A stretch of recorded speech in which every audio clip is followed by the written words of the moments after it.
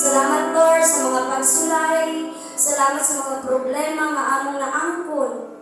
Apan Lord, usala ang solusyon ni anak Ginoong Dios, ang pagduol kanimo, ang pagpangayo Ginoong Dios sa kasulbaran sa tanan Ginoong Dios. Tingod ikaw ang source sa tanan Ginoo.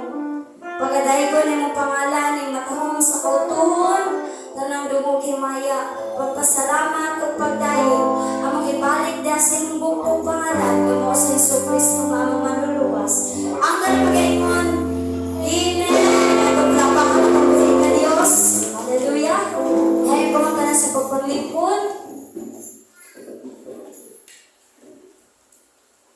Amen. Mga igsoon, ay lang mong tatingan ako sa anong medyo maakuan mo.